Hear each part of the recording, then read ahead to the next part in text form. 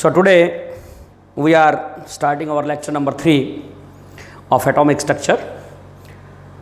In our previous lecture we left at discovery of anode rays, E by M ratio, protons.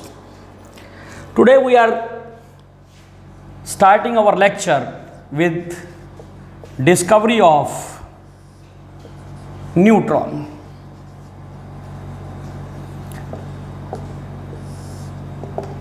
In 1913, a scientist, Moseley, conducted an experiment to know about the exact positive charge present on the nucleus of atom of an element by studying the frequency of X-ray emitted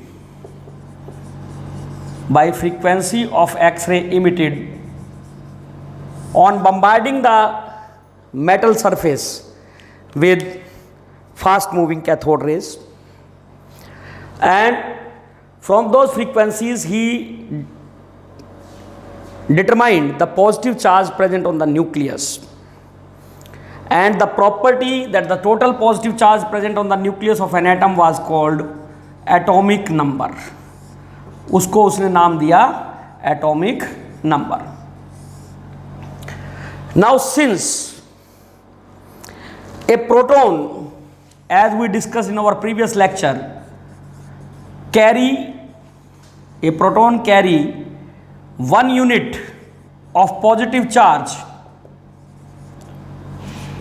so we can also say that the atomic number of an element will also be equal to the total number of positive charge, total number of protons present in the nucleus of that atom.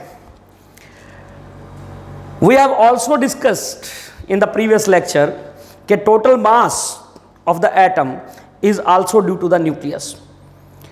It was found that the total positive charge was equal to the total number of protons, but the total mass of an atom was not equal to the total number of proton. Proton is also known to carry the 1 unit of mass also, that is 1.67 into 10 to the power minus 24 grams.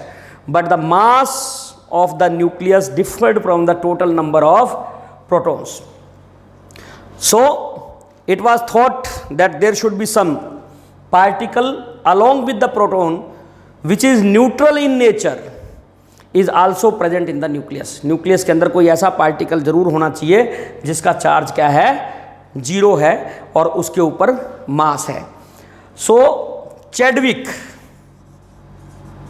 repeated the experiment, that is the scattering experiment, but now he bombarded beryllium foil instead of gold foil. He used beryllium foil and bombarded it with the fast moving alpha particle, when he noticed that a stream of neutral particles is also emitted or also present in that case, and those neutral particles were later on found to have a mass equal to 1.6749 into 10 to the power minus 24 gram, which is slightly more than that of proton, So it was concluded that this particle is also present within the nucleus and it is neutral in nature, and this particle was then named neutron. और इस particle को नाम फिर क्या दिया गया, neutron दिया गया. और total mass of the nucleus किसके बराबर हो गया, total mass of the nucleus और द एटम वो बराबर हो गया total number of protons plus the total number of neutron present in the nucleus of atom, और उसका नाम था, उस प्रॉपर्टी का नाम था मास नंबर. उसको हमने क्या कहा, मास नंबर कहा. हम जब भी किसी एलिमेंट को लिखते हैं तो उसका atomic number of mass number आपका as a subscript on the left side of the symbol A, it is your atomic number, and M, it is mass number. For example, if we write oxygen 816, So 8 is the atomic number of the oxygen and 16 is the atomic mass, that is the mass number of the oxygen atom. Likewise we write down the other elements also. So this is about the discovery of neutron. Before we proceed further, let us discuss a few terms which we will be using. The first one is your isotopes. Isotopes. Isotopes क्या होते हैं? Atoms of same element. Atoms of same element with different mass number. With different mass number.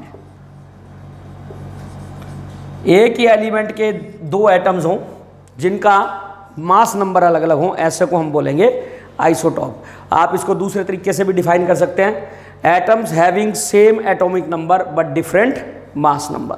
और we can also define as और atoms having same atomic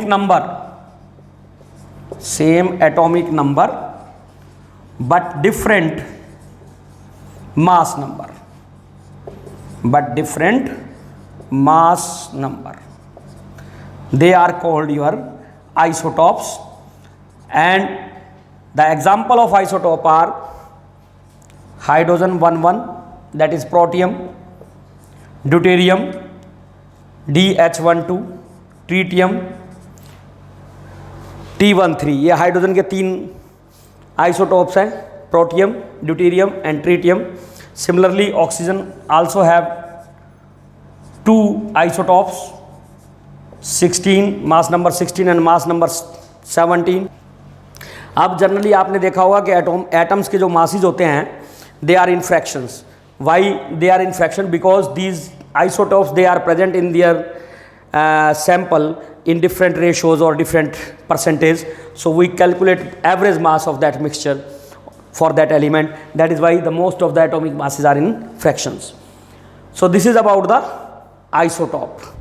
The second thing, that is your isobar.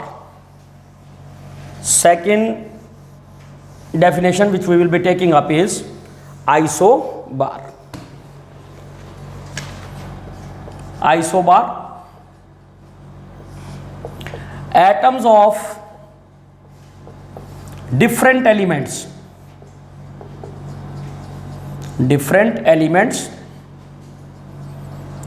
having same mass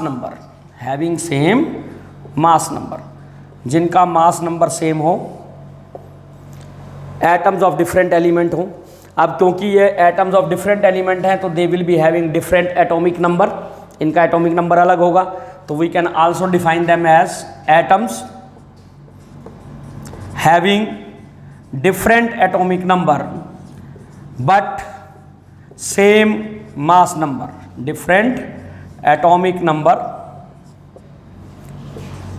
but same mass number, उनको हम कहेंगे आपके isobars. इसके लिए अगर आप एग्जांपल देखें तो आपका कैल्शियम और आर्गन जो है वो आपको मिलेंगे इसके अंदर. Calcium atomic number 20, mass number 40, and argon atomic number 18, mass number 14. So this is an example of isobar.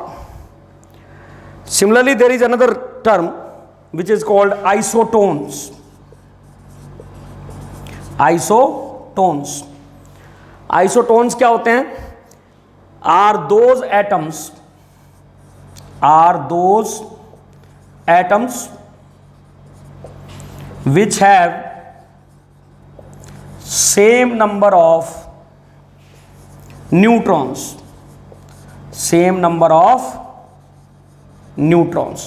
जिनके अंदर नंबर ऑफ न्यूट्रॉन सेम हो वो आपके आइसोटोन्स कहलाएंगे। जैसे इसके अंदर एग्जांपल है आपका नाइट्रोजन 713 एंड ऑक्सीजन 715 सॉरी 15। तो इसके अंदर नंबर ऑफ न्यूट्रॉन निकालें तो मास नंबर में से आप एटॉमिक नंबर घटा दीजिए, नंबर ऑफ न्यूट्रॉन्स आ जाएंगे। तो both are having the 8 number of neutrons, so these are the isotone. These are the definition of isoton. We will be making use of these terms, that is why I have defined these terms over here. Now before we discuss failures of Rutherford model and Bohr model, we must know about nature of radiations, spectrum, types of spectrum, and about the hydrogen spectrum.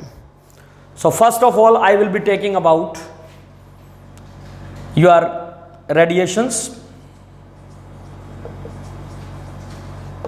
and their nature or nature of light. Nature of light. Nature of light के बारे में बहुत सी थ्योरियां हैं। जो first theory nature of light के बारे में दी गई थी that was Newton's corpuscular theory. ये थ्योरी न्यूटन ने सबसे पहले प्रोपेगेट की थी and according to this Newton's corpuscular theory your light was nothing but consist of very tiny particles,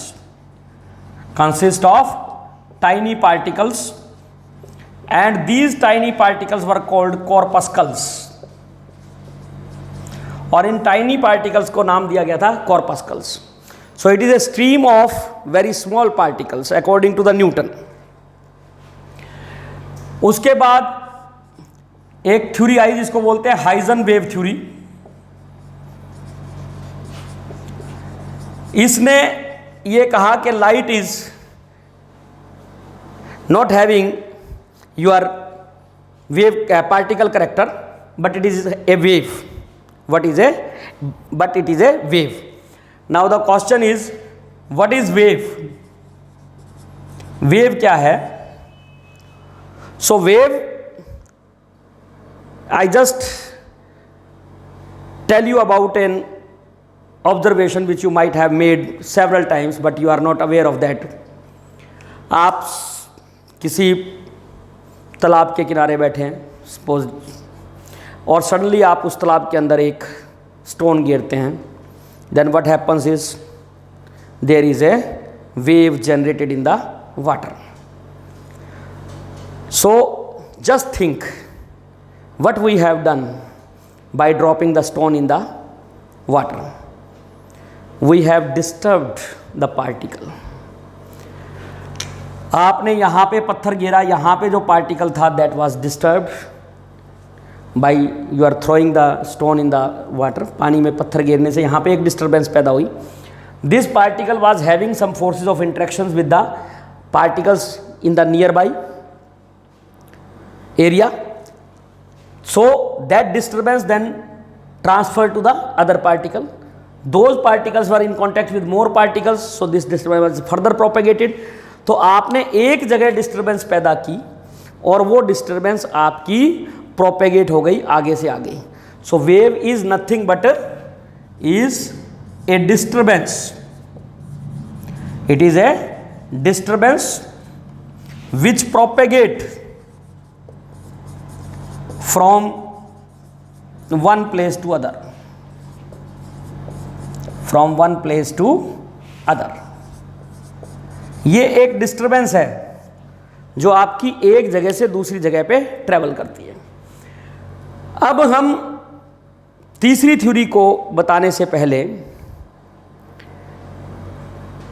we will be discussing और we will be just mentioning the phenomenas exhibited by light.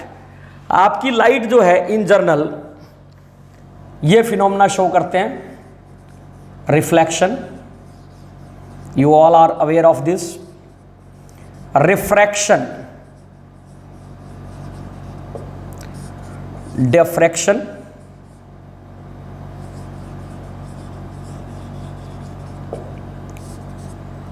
Polarisation,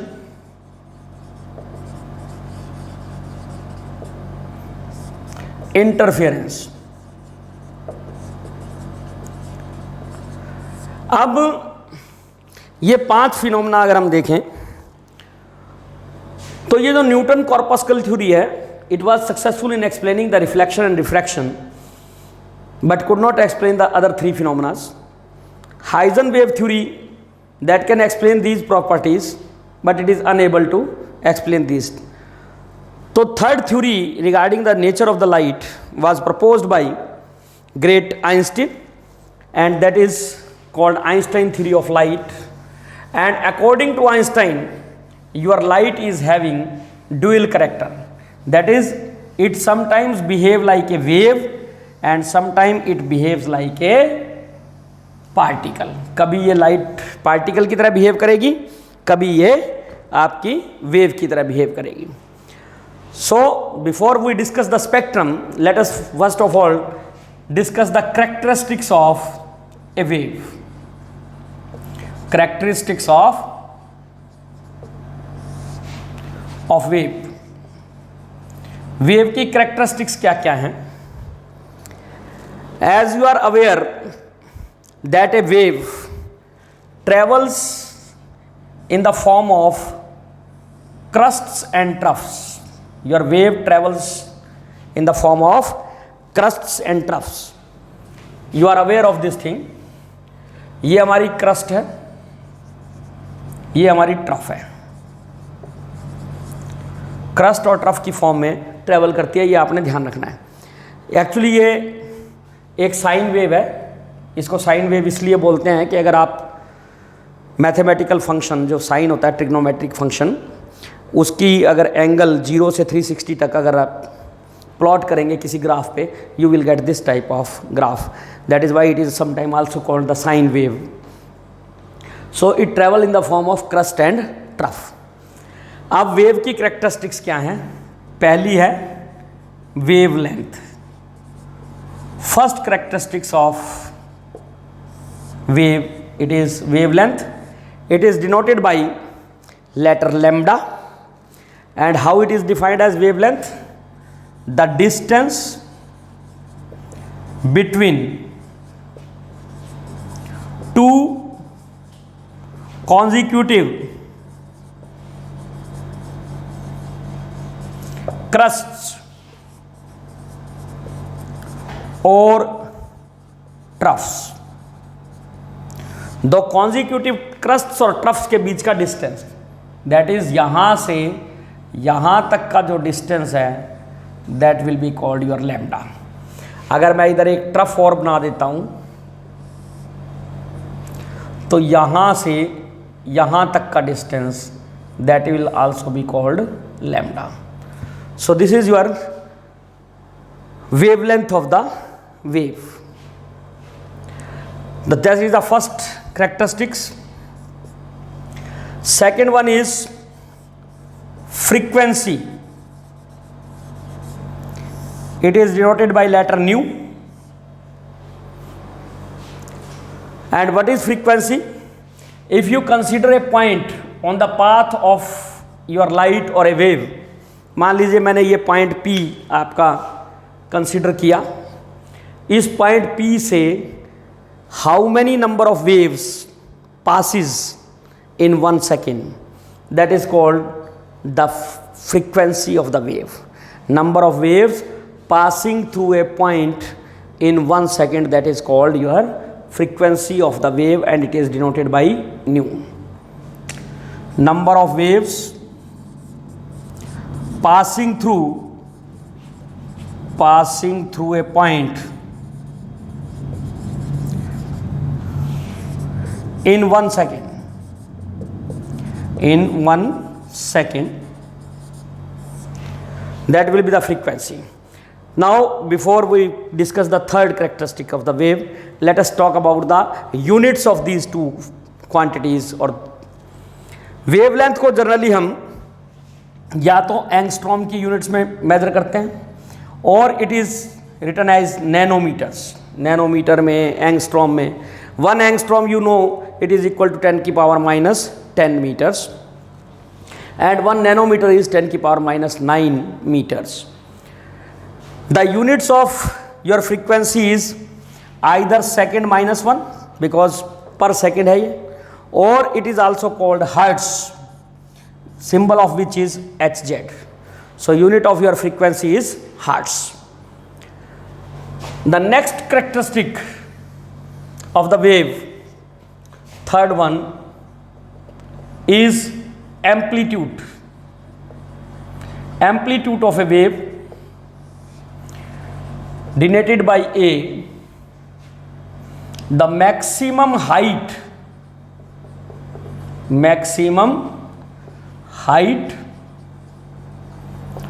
of a crust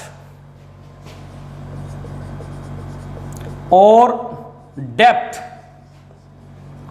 of a trough. That is called the amplitude of the wave. जैसे ये हमारा wave है,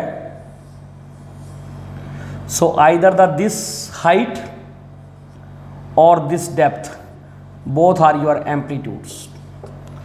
You can take maximum height of the crust or you can also take the maximum depth of the trough.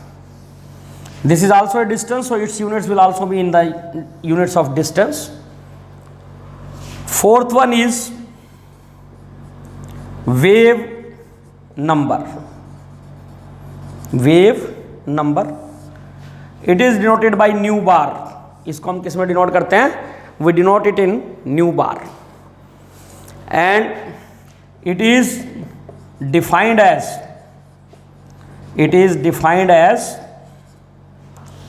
reciprocal of wavelength taken in centimetres. जब आपकी wavelength centimetres में measure की हो तो your nu bar will be equal to 1/λ centimetre. That will be your wave number.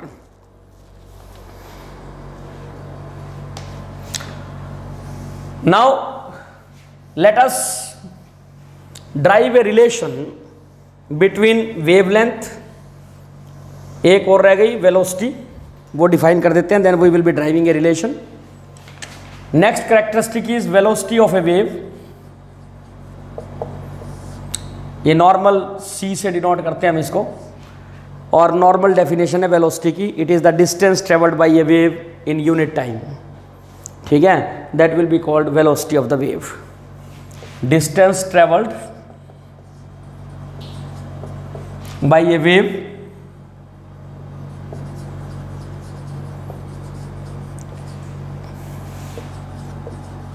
in unit time, that will be called your velocity of the wave. C से denote करते हैं. Now let us drive a relation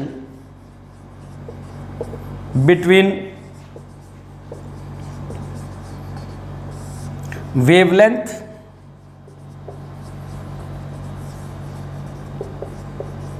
frequency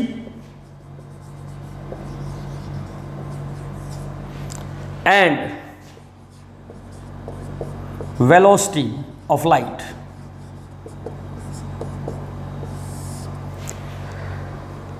Or a wave, you can say, for a wave. इसको drive करने के लिए let us consider a wave traveling along a path, and we are considering a point P over here. यहाँ पे हम point P consider कर रहे हैं. Suppose that wavelength of the radiation और the wave is lambda. nu is frequency and c is velocity. Now since your frequency of the wave is nu, आपकी frequency कितनी है? It is new. So new number of waves, यहां पे मैंने new लिखा हुआ है, सिंबल है ये. मान लीजिए फ्रीक्वेंसी थी 2, समझाने के लिए बता रहा हूं. Suppose the frequency of the wave is 2. It means from this point P in 1 second 2 waves will pass. 2 wave pass कर जाएंगी यहां से पॉइंट P से 1 सेकेंड में, अगर उसकी फ्रीक्वेंसी कितनी है? 2 है. अगर उसकी फ्रीक्वेंसी 10 है तो आपकी 10 वेव पास कर जाएंगी वहां से उस पॉइंट P से. आप इसकी एक एनालॉजी अगर देखना चाहें तो suppose you are standing on a railway crossing. ठीक है, फाटक पे खड़े हैं आप रेलवे के, and a train is passing by. You suppose the engine and each of the compartment as your wave. उसको एक वेव मान लीजिए, 20 के डिस्टेंस को इग्नोर कर दीजिए आप. ठीक है, तो आप हर डब्बे को अगर एक वेव माने और उस क्रॉसिंग पे खड़े होके आप काउंट करना शुरू करें कि 1 सेकेंड में कितनी बॉगीज और कितने कंपार्टमेंट्स आपके क्रॉस कर गए, then that is the frequency of that train passing by. उसको अगर हम वेव माने तो मान लीजिए 10 डब्बे क्रॉस कर गए तो हम क्या कहेंगे? उसकी फ्रीक्वेंसी कितनी है? 10 है. अब मान लीजिए एक कंपार्टमेंट की जो लेंथ है वो 10 मीटर है. एक कंपार्टमेंट की लेंथ कितनी है? 10 मीटर. और 10 आपकी जो कंपार्टमेंट हैं, जब आप वहां खड़े हुए तो 10 कंपार्टमेंट 1 सेकेंड में वहां पास कर गए.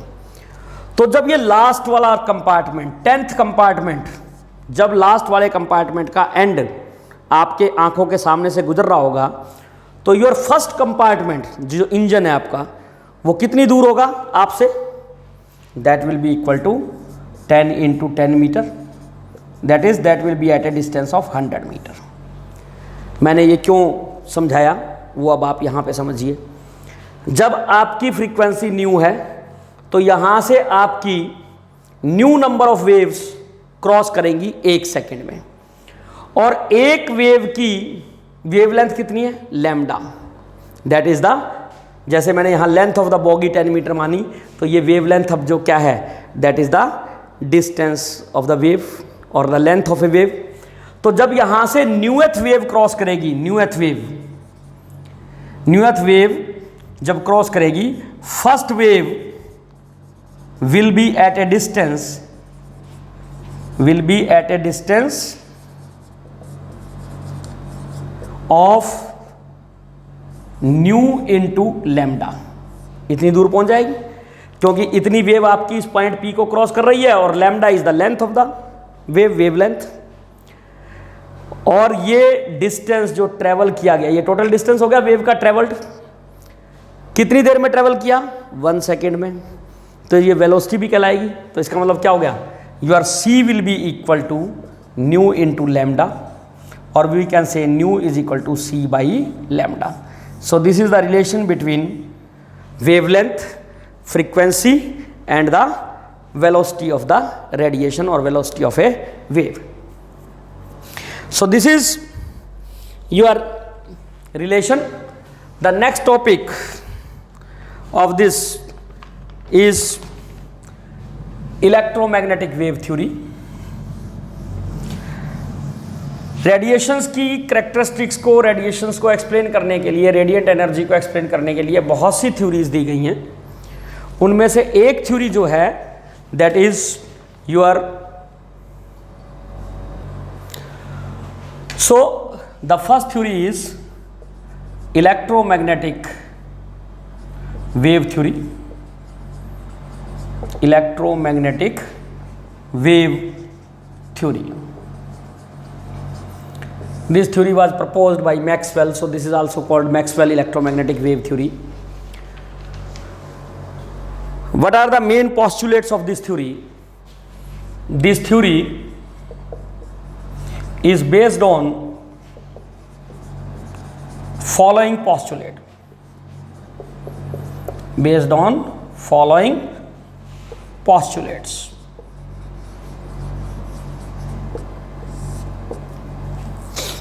The first postulate of this theory is energy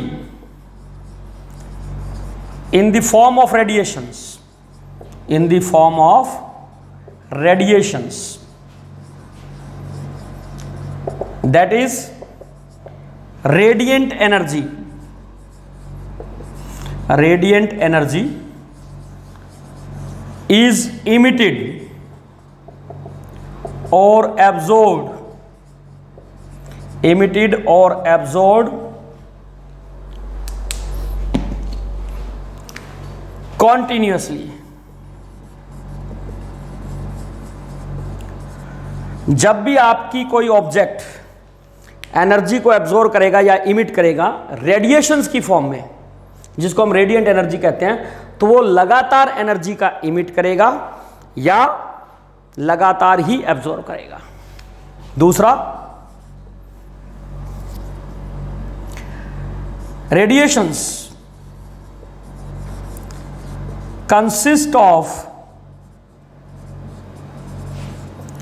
electric and magnetic field, electric and magnetic field oscillating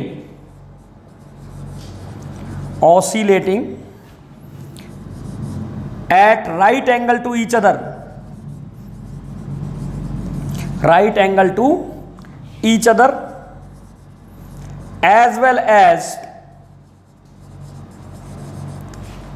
direction of propagation of wave, direction of propagation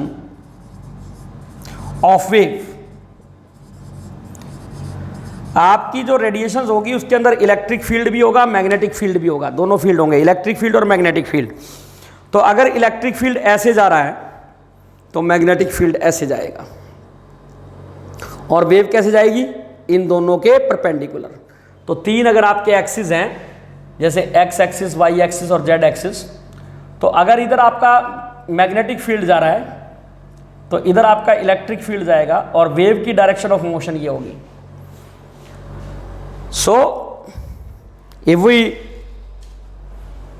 draw it, although board is a 2 dimensional object, तो exactly 3 dimension figure बनाना मुश्किल है इस पर, but to give an idea आप ऐसे कह सकते हैं कि हमारा जो इलेक्ट्रिक फील्ड है वो ऐसे चल रहा है,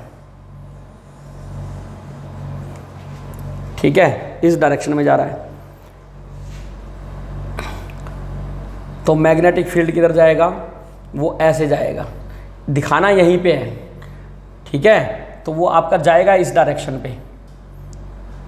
आप उसको ऐसे दिखाएंगे तो अपन दिखा नहीं सकते उसको इस तरीके से, तो मैं इसको यहाँ प्लॉट कर रहा हूँ कि वो इधर जा रहा है. ये हमारा इलेक्ट्रिक फील्ड है, ये हमारा मैग्नेटिक फील्ड है, और इधर हमारी वेव इधर चल रही है. This is the direction of propagation of wave. और इनको तीनों को जब क्लब करेंगे, एक ही जगह पे दिखाएंगे, तो ये मैंने आपको 3D में देखना पड़ेगा, और you just have an imagination in your brain कि how these are moving. So they are at right angle to each other. तीसरी चीज़ जो है इसकी, तीसरा पोस्टुलेट जो है, क्योंकि इसमें इलेक्ट्रिक फील्ड और मैग्नेटिक फील्ड दोनों हैं, तो ऐसी रेडिएशंस को हम बोलते हैं इलेक्ट्रोमैग्नेटिक रेडिएशंस. क्या बोलते हैं इनको हम? Electromagnetic radiations. And these electromagnetic radiations, third postulate is electromagnetic radiations, EM wave भी कहते हैं इनको. Electromagnetic radiations do not require any medium for their propagation. इनको एक जगह से दूसरी जगह तक जाने के लिए माध्यम की आवश्यकता नहीं होती. They do not require any material medium to propagate from one place to other place. The fourth one is the maximum velocity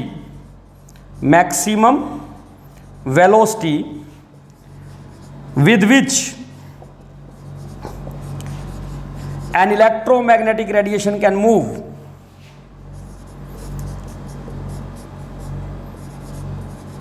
EM wave travel is 3 into 10 की power 8 meter per second, that is the velocity of the light. These were the main postulates of the electromagnetic wave theory. I think we must stop over here. It is sufficient for today. Thank you very much.